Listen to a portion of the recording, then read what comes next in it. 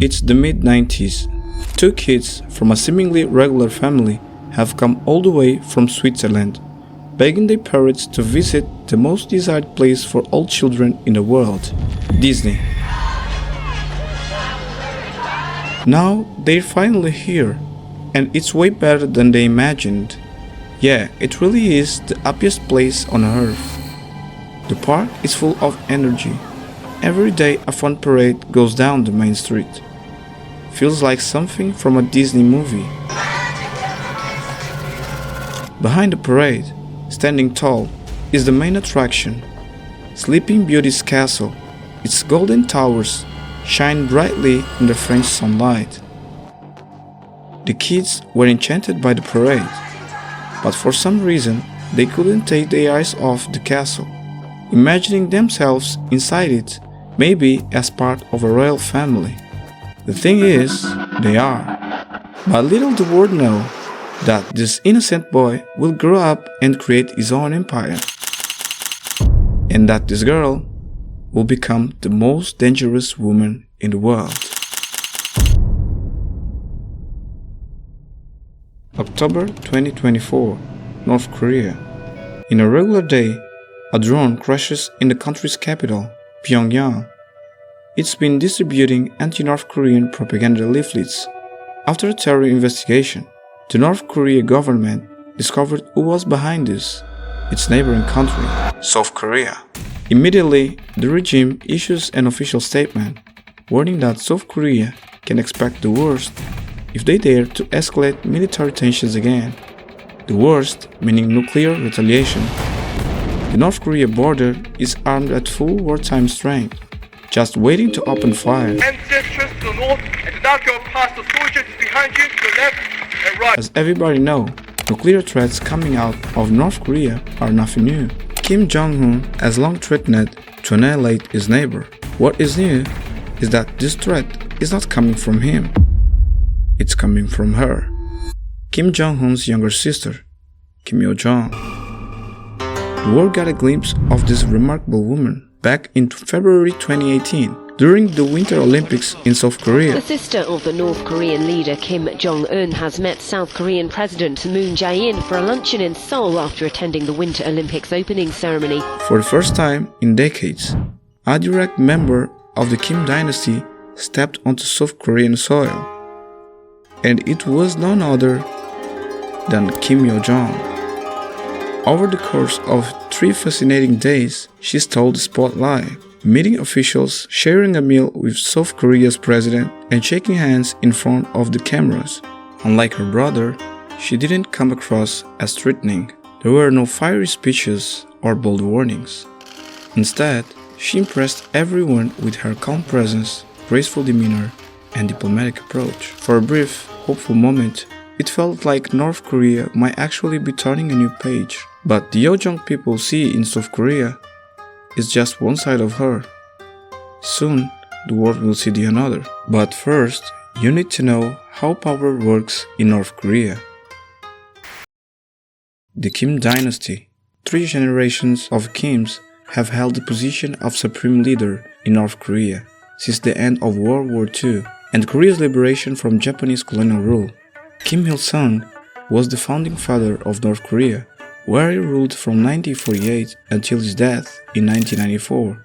He was succeeded by his son, Kim Jong-il, who served for 17 years until a fatal heart attack in late 2011. Leadership then passed to Kim Jong-il's 28-year-old son, Kim Jong-un, in 2012, which means that every policy, every decision, every act of the regime serves a single purpose: ensuring the Kim dynasty survival.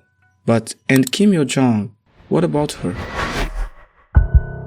Research suggests that she was born in 1987 or 1989. It's difficult to verify. Kim Jong-il died unexpectedly, which led to the need for his youngest son to immediately replace him and be declared his successor. At his father's funeral, a young woman stood just behind him, her head slightly turned, eyes downcast. She cried like the rest, but unlike her brother, no one knew who she was. Kim Yo-jong had lived her whole life hiding in the dark. Even within North Korea, she was a ghost. No pictures, no public words, no sign of her in the state's stories. But when the power shifted and the old order broke, the silence around her began to crack.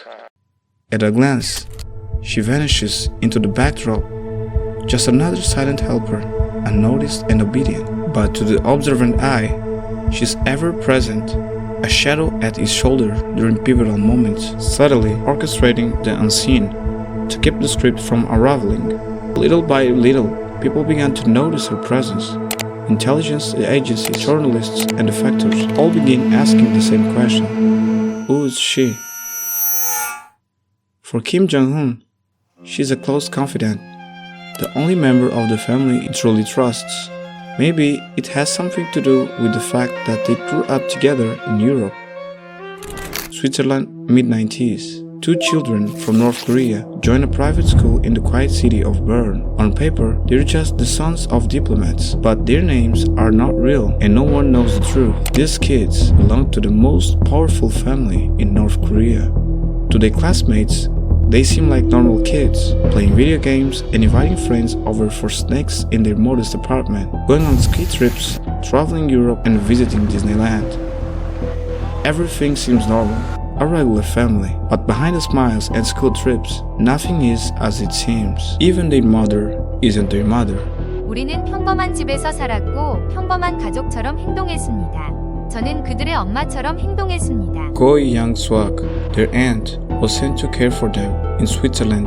Years later, she moved to the United States, where she has likely remained under the radar ever since. Go Young-swak told the Post she came from North Korea to look after Kim and his younger sister while they were studying at a boarding school in Switzerland.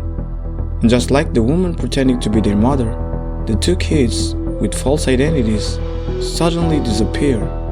No farewell, no notice, they're just gone. Jong-un and Yo-jong are quietly removed from school and taken back to North Korea. After Yo-jong's stint in Switzerland, she studies computer science in Pyongyang.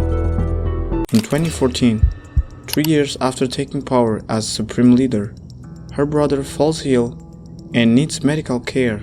While he recovers, Yo-jong quietly steps in to handle official state business. By the end of that year, he names her first deputy director of the party's propaganda and agitation department, an office known for shaping every photo, every speech, and every piece of news seen by the public in North Korea. In 2017, Kim Yo-jong is formally elevated to the Politburo, the powerful core of North Korea's one-party rule. She now holds a seat among the country's most powerful figures, but her real strength lies in messaging.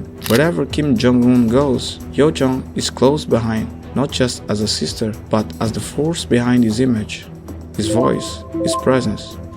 She prepares everything before he appears, and silently trails behind him once he's gone, like a shadow fading in his wake. But a year later, for the first time ever, all eyes are on her. At the 2018 Winter Olympics, she charmed South Korea and captured the attention of the global media. But this didn't seem accidental. For years, Kim Jong-un had been seen as a brutal tyrant, obsessed with power. But with Yo-jong behind the scenes, that image began to shift.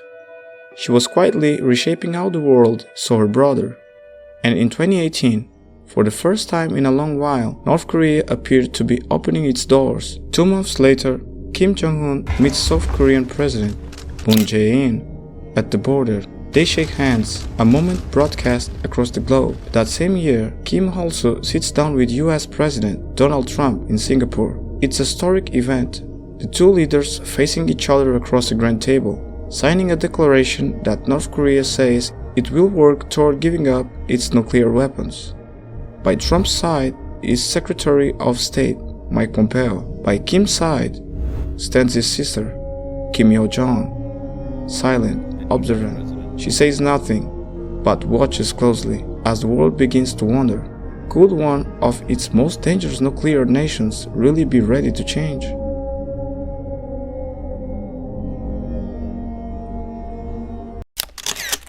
But there's something about her that doesn't sit right.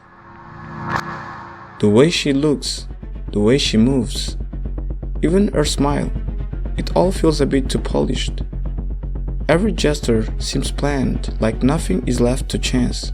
And this is only the start. There is very limited immediately available evidence, but from what we know, she fulfills the role of the communicator with South Korea and with the United States, but she was also tasked with the propaganda functions in the party apparatus. That's Ildar Daminov, a political expert based at Central European University in Vienna. He has spent years researching North Korea and how its leadership works. According to him, Yo-jong seems to be the regime's leading voice in propaganda. Since she stepped into that role, the way North Korea speaks to the outside world has changed in noticeable ways. It became much more flexible, and it also went online, so there were multiple attempts to also leverage some Western platforms such as YouTube, for instance, to broadcast certain North Korean points of view. Under Kim Yo-jong's direction, North Korean propaganda has gone digital. Her true position now appears to be the regime's main voice in foreign affairs. And in North Korean fashion, that often means one thing: harsh words and open threats. Yo-jong gives the order to destroy the liaison office, a building near Kaesong that acted like an informal embassy. It had been a rare symbol of fragile cooperation between North and South. Her once diplomatic tone vanishes. The polite smile is replaced with sharp, angry language, more bitter, more aggressive. 남조선의 인간 쓰레기, 남조선 권위자 놈들을 근절하라. 쓰레기통에 버려야 한다.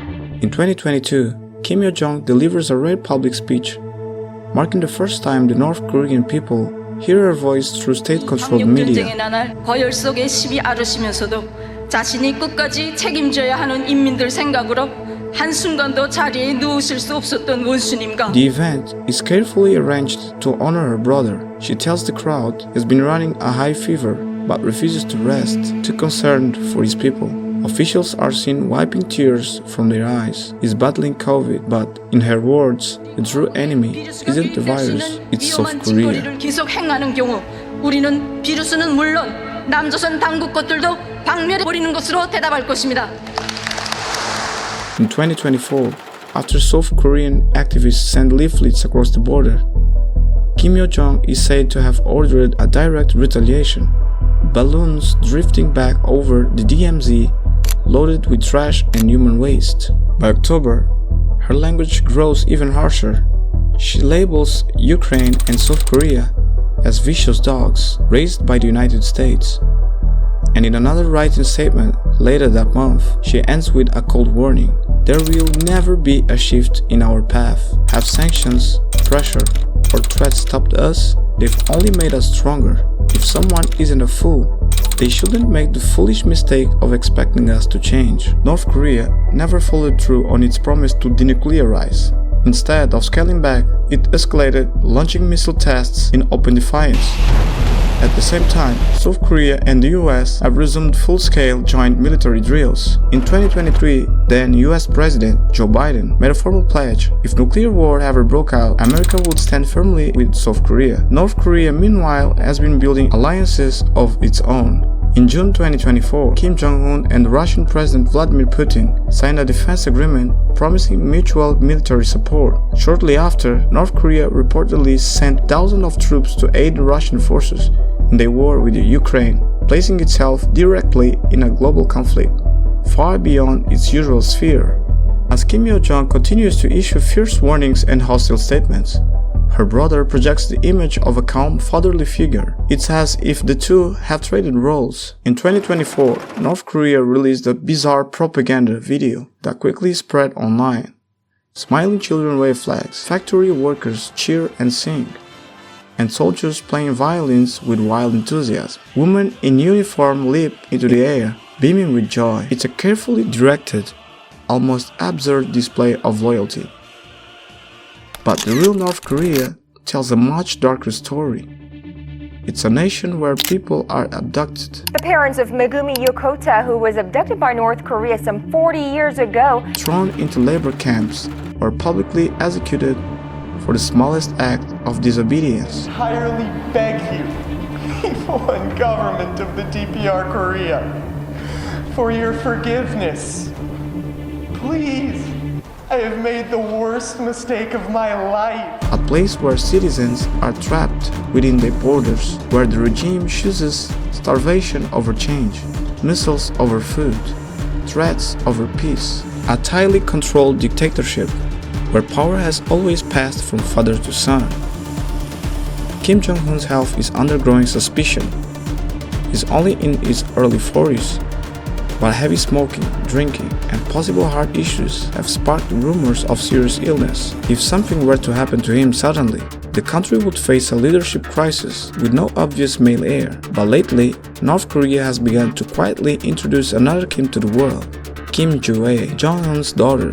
She's appeared at missile launches, standing beside her father, calm and composed beyond her years. Some experts believe she's being prepared to take the throne one day. The only catch? Yue is just 11 years old. If her father were to die unexpectedly, she likely wouldn't be prepared. The only one who could be up to the task at this moment, and who also has Kim blood, would be Kim Yo-jong, who has the power, experience, and authority to get the job done.